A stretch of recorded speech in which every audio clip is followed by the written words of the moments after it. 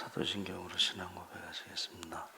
전능하사 천지를 만드신 하나님 아버지를 내가 믿사오며 그 외아들 우리 주 예수 그리스도를 믿사오니 이는 성령으로 잉태하사 동정녀 마리아에게 나시고 본디오 빌라도에게 고난을 받으사 십자가에 못 박혀 죽으시고 장사한 지 사흘 만에 죽은 자 가운데서 다시 살아나시며 하늘에 오르사 전능하신 하나님 우편에 앉아 계시다가 죄로서 산 자와 죽은 자를 심판하러 오시리라.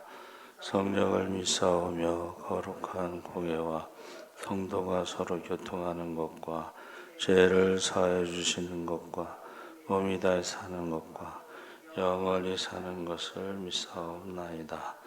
아멘.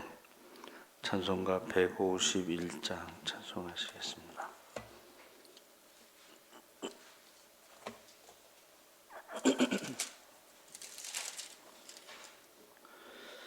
찬송가 151장 찬송하시겠습니다. 만왕의 왕 내 주께서 왜 고쳐 당했나 이 벌레 같은 날 위에 그 보혈을 흘렸네. 십자가 내가 처음 볼 때에 나의 마음에 큰 고통 사라져 오늘 믿고서 내 눈 밝았네. 참 내 기쁨 영원하도다. 주 십자가 못 박힘은 속죄함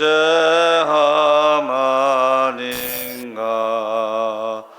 그 긍휼함과 그 은혜 말할 수 없도다. 십자가 내가 처음 볼 때에 나의 맘에 큰 고통 사라져 오늘 믿고서 내 눈 밝았네. 참 내 기쁨 영원하도다. 늘 울어도 그 큰 은혜 다 갚을 수 없네. 나 주님께 못 바쳐서 주의 일 힘쓰리. 십자가 내가 처음 볼 때에 나의 맘에 큰 고통 사라져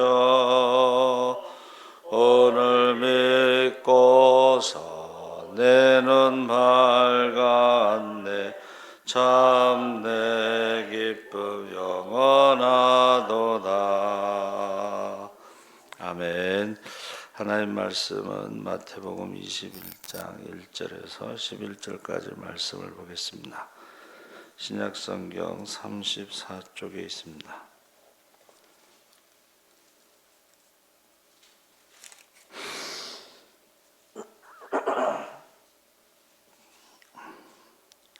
(21장 1절에서 11절까지) 다 같이 읽겠습니다.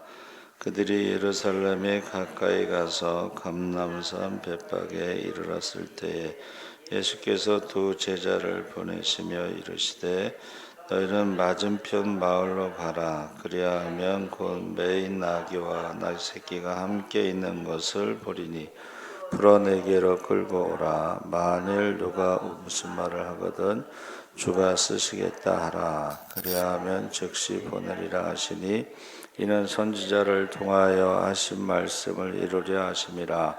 일러스되 시온 딸에게 이르기를 내 왕이 내게 임하나니 그는 겸손하여 낙이 곧 멍에 매는 짐승의 새끼를 다투다 하라 하였느니라.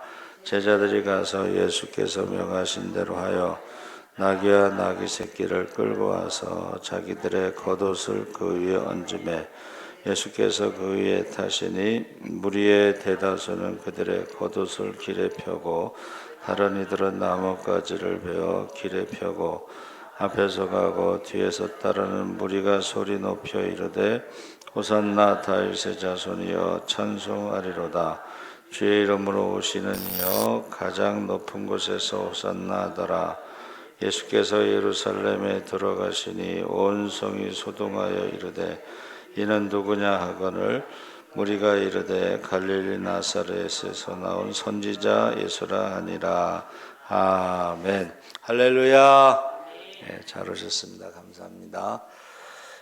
오늘은 이제 종료주일이고 월요일서부터 이제 고난 주간이 시작돼서 예수님의 일주일 동안의 행적을 중심으로 월요일, 화요일, 첫째 날, 둘째 날에서 본문에 복음서에 나오는 말씀을 가지고 이제 새벽 기도를 준비하려고 합니다.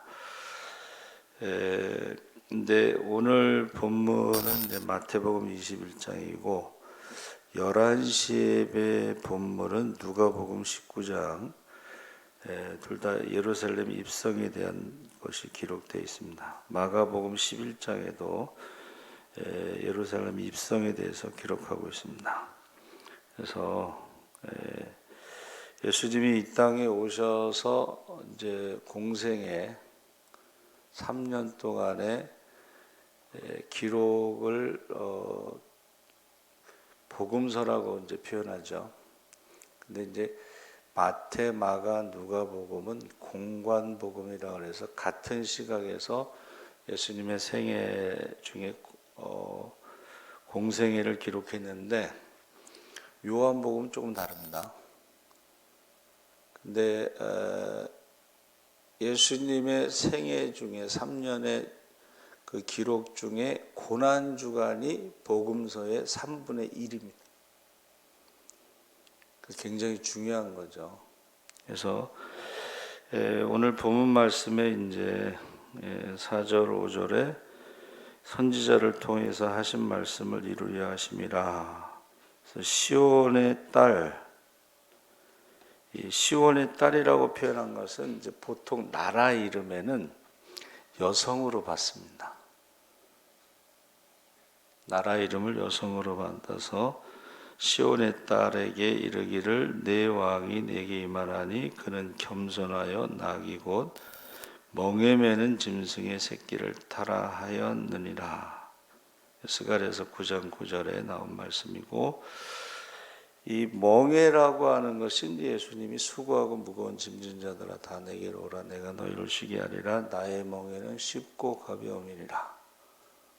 그래서 예수님의 멍에라고 한 것은 복음으로 보고 율법의 멍에는 무겁고 사도행전 15장에 베드로가 뭐라 그랬죠?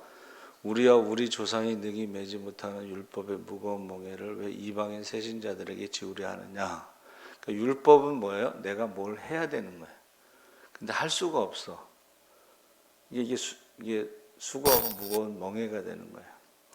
근데 예수님의 멍에는 쉽고 가볍기 때문에 이것은 복음이라고 그랬는데 예수님이 우리의 멍에를 대신 지시고 우리는 그냥 따라가기만 하면 돼요. 그래서 멍에를 질 때에 그 어미와 새끼가 같이 멍에를 질 때 사실은 어미가 다 지는 거고 새끼는 따라가는 거예요. 그게 바로 내가 너희를 쉬게 하리라. 수고하고 무거운 짐진 자들아 다 내게로 오라. 내가 너희를 쉬게 하리라. 예수님이 죄의 멍에를 다 지시고 사망의 멍에를 다 지시고 우리는 그냥 믿음으로 따라가니까 겉으로는 같이 멍에를 지는 것 같지만 실제로는 예수님이 다 지시는 거죠. 그래서 쉽고 가벼운 것입니다. 그래서 거기서 나귀가 준비되는 과정이 1절에 3절에 나오는데 예수님께서 명령하시고 제자들의 순종, 나귀 주인의 헌신이 본문 말씀에 이제 감람산 벳박에 이르렀을 때에 두 제자에게 말씀하시기를 맞은편 마을로 가면 매여 있는 나귀와 나귀 새끼가 있을 것이다. 그거 예수님께서 마치 그 마을에 가보지 않고 요즘으로 이제 우리가 원격 조정이라고 그래서 멀리 있는 심지어는 그 화성에 있는 것도 카메라로 우리가 보고 사진 찍고 화성에 있는 로봇을 지구에서 조정하는 것입니다. 마치 예수님이 그 벳박에 그것에 무슨 CCTV가 있는 것처럼 보시면서 말씀하시는 것처럼 나귀와 나귀 새끼가 매여 있을 것이다. 그걸 가져오는데 그 주인이 왜 그걸 가져가느냐 물어보면 주께서 쓰시겠다 하라. 이렇게 대답하라고 그랬죠. 그래서 우리가 그 제자들의 순종이 있어요. 제자들의 순종이 아니 뭐 예수님 지금 중요한 순간이잖아요. 지금 예루살렘 입성하는 것은 제자들이 어떻게 생각하고 있어요? 드디어 왕으로 이 중요한 순간에 갑자기 나귀 타령을 하시고 또 그걸 또 가져오라고 하시고 그것도 나귀 새끼를 갖고 오라고 그러시고 그러니까 제자들은 스가랴 9장 9절의 말씀을 몰랐던 것 같아요. 그렇죠? 그럼에도 불구하고 순종했다는 거예요. 그래서 우리가 순종에 대해서 이제 요한복음 2장에 나오는 가나 혼인 잔치에서도 예수님의 어머니가 무슨 말씀을 하시든지 그대로 하라. 그런데 돌 항아리 6개에 물을 채우라 했을 때 이 돌 항아리가 두세 통 든다고 성경에는 나와 있는데 이게 한 70리터 정도면 굉장히 큰 거예요. 6개의 물을 채우는 거하고 이 포도주하고 이 전혀 연관이 안 되잖아요. 연결이. 지금 포도주가 떨어졌는데 왜 물을 채우라고 하냐 이거죠. 그것도 쉬운 게 아니고 70리터짜리 돌 항아리 6개 채우는 것은 굉장히 힘든 일을 지금 하라고 시키시는 거예요. 근데 마리아가 말한 것처럼 무슨 말씀을 하시든지 사실은 우리가 이 중요한 순간에 나귀 새끼 가져오라고 그러는 게 이게 이해가 되지 않고 또 포도주가 떨어졌을 때도 이 잔치를 일주일 동안 한단 말이에요. 근데 그 일주일 동안에 지금 물 채우는 거하고 일주일 동안에 포도주 문제하고 전혀 연결이 되지 않는데 순종했다는 것입니다. 그러니까 우리가 신앙생활 할 때도 우리가 무슨 말씀을 하시든지 순종할 때에 기적이 일어나는 것입니다. 할렐루야. 그러니까 베드로도 어부잖아요. 밤이 맞도록 수고했는데 한 마리도 못 잡아서 지금 지칠 대로 몸과 마음이 지칠 대로 있는 순간에 깊은 데 가서 그물을 내리라. 깊은 데로 가려면 그래도 배를 타고 한참 나가야 되는 거고 그물을 내리는 것이 이게 한 번 내렸다가 올리는 것이 쉬운 게 아닙니다. 그런데 베드로가 말씀에 의지하여 내가 밤이 맞도록 수고하여도 얻지 못하였으나 말씀에 의지하여 그러니까 우리가 신앙생활하면서요 말씀에 의지하여 순종할 때에 기적을 체험하는 것입니다. 처음에는 그게 이해가 안 가요. 이해가 안 가는데 나중에 보면 그 기적이 일어나는 것입니다. 그래서 이 첫 번째 표적이 가나 혼인잔치에 있을 때 이것이 기독교의 예배다 이렇게 표현하고 있어요. 잔치 물이 변해서 포도주가 되는 기적이 일어나는 것이 기독교의 예배다. 예수를 만난 사람들은, 말씀에 순종한 사람들은 이 색깔이 달라져야 돼요. 아름다운 색으로 바뀌어야 되고, 아름다운 향기로 바뀌어야 되고, 많은 사람들을 기쁘게 하고, 할렐루야. 그래서 이 순종이라는 것이 이런 것입니다. 두 번째는 왜 나귀를 타고 입성을 하셨냐? 그것은 겸손으로 표현하고 있습니다. 그래서 세상에 오실 때도 겸손하셨고, 사역하실 때도 집 한 채 가지지 않으셨고, 제자들의 발을 씻기기까지 겸손하셨다. 그러니까 처음부터 끝까지 나는 온유하고 겸손하니 너희는 내게 와서 배우라 했을 때, 예수 믿는 사람들이요, 예수를 닮아가는 게 겸손이에요. 겸손. 그래서 예수님께서 말씀하신 대로 무익한 종이 마땅히 해야 할 일을 했을 뿐입니다. 내가 무엇을 한 것은 다 하나님의 은혜입니다. 그래서 우리가 예수님이 겸손을 본받아야 되겠죠. 그래서 남보다 많이 배웠다고 교만하지 말고, 많은 재산을 가지고 있다고 교만하지 말고, 남보다 재능이 있다고 교만하지 말고, 다른 사람보다 인물이 출중하다고 교만하지 말고 겸손해야 됩니다. 우리가 잘 아는 잠언 11장 2절에 교만이 오면 욕도 오거니와 겸손한 자에게는 지혜가 있느니라. 16장 18절에 교만은 패망의 선봉이요 거만한 마음은 넘어짐의 앞잡이니라. 야고보서 4장 6절에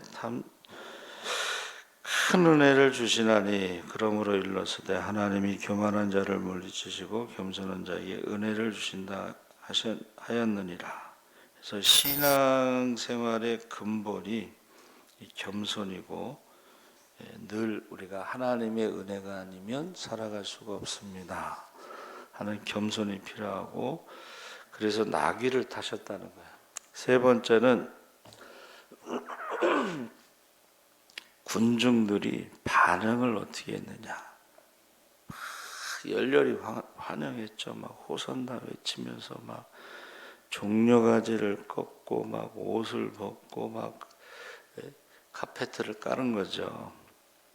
그리고 며칠 후에는 예수님께서 붙잡혀서 빌라도에게 재판을 받을 때 예수님을 십자가에 못 박으라고 한 사람들이 바로 군중들이라는 거예요. 그러니까 군중들은요, 자기의 이익에 따라서 호산나 다윗의 자손이요 하고 열렬히 환영할 수도 있고, 이익에 따라서 십자가에 못 박으라고 할 수도 있습니다. 그래서 이 빌라도 생각에는 이제 뭔가 정치적인 타협을 하려고 했는데, 전례를 따라서 명절에 이제 제수 한 명을 놓아주는데, 바라바는 이제 유명한 죄수인데 살인을 했다고 그랬죠. 예수님은 살인한 적은 없죠. 근데 빌라도 생각에는 예수를 놓아달라고 할 줄 알았는데 반대의 선택을 한 거죠. 바라바를 선택했습니다. 이 군중들이 이익에 따라서 변하는 거죠. 돌아서는 것입니다. 자, 우리의 신앙은 어떠냐? 뭔가 잘 될 때는 막 하나님께 감사하고 찬양하고 막 그러는데, 조금 손해보는 것 같고 시험 드는 것 같으면, 핍박이 있는 것 같으면 우리의 마음은 변하지 않느냐. 전도를 나가면요, 희한한 일이 생깁니다. 교회 다니는 사람이 교회를 욕해요.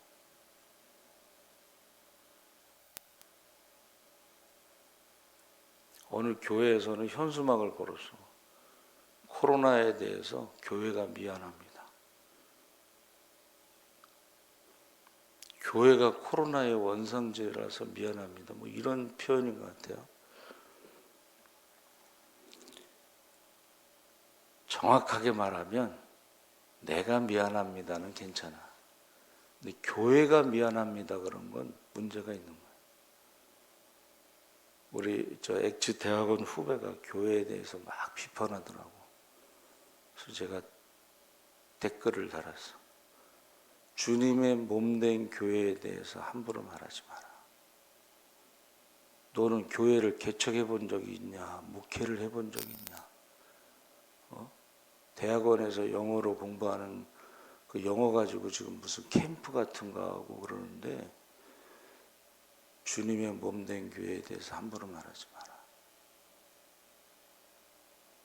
교회에 대해서는 그렇게 말하면 안 되고 내가 죄인입니다. 내가 기도하지 않아서 그렇게 말하는 건 상관이 없어요. 근데 교회가 미안합니다. 그것은 잘못된 거라고 저는 생각합니다.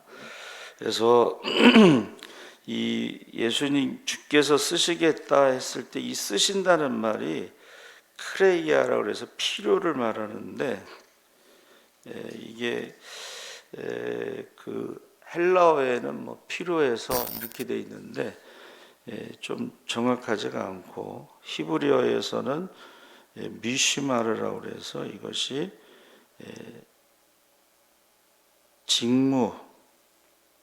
직무라는 말이 어디에 나오냐면은 민수기 3장 7절에 나오는데 처음 그들이 회막 앞에서 아론의 직무와 온 회중의 직무를 위하여 회막에서 심으하되 해서 아론의 직무라는 말과 주께서 쓰시겠다라는 말이 같은 말인데 예수님께서 지금 대제사장의 직무를 위해 메시아의 직무를 위해 스스로 화목제물이 되기 위해 십자가에 죽기까지 순종하는데 스가랴 선지자는 그 메시아의 증거가 나귀 새끼를 타고 입성하는 것이 메시아의 증거인데 아까 말씀드린 이제 겸손이죠.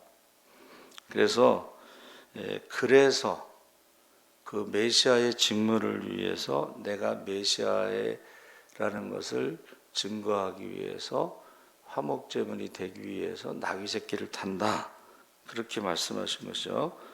그래서 직무라는 것이 잘 알아서 힘쓰다, 창을 들고 싸우다 이런 뜻인데 예수님께서 메시아의 마지막 모습에 대해서 잘 알고 있었다는 거예요. 마지막 고난 주간을 어떻게 보내야 되는 거, 입성에서부터 십자가를 지고 죽기까지의 그것을 잘 알고 계셨다는 거예요. 사실은 6월절 금요일 날 되면 십자가에 죽어야 될 그것을 알고 계셨음에도 불구하고 그 나귀 새끼를 타고 입성할 때 그 많은 사람들이 환영할 때 예수님이 그들의 그 환영을 찬송을 받아들인 거죠. 그래서 저와 여러분이 주가 쓰시겠다 할 때의 순종, 주가 쓰시겠다 할 때의 헌신, 그리고 군중들의 반응에 대해서 나는 어떻게 반응하는가. 조금만 손해보면 그냥 십자가에 못 박으라고 그냥. 여러분, 십자가에 못 박으라고 외치는 자들이 우리의 자손들이라는 것을 기억하시고 안 믿는 사람들이라는 것을 기억하시고 꼭 기도하시기 바랍니다. 아멘. 살아계신 하나님 아버지, 이제 예수님께서 주께서 쓰시겠다 말씀하실 때 제자들이 순종했습니다.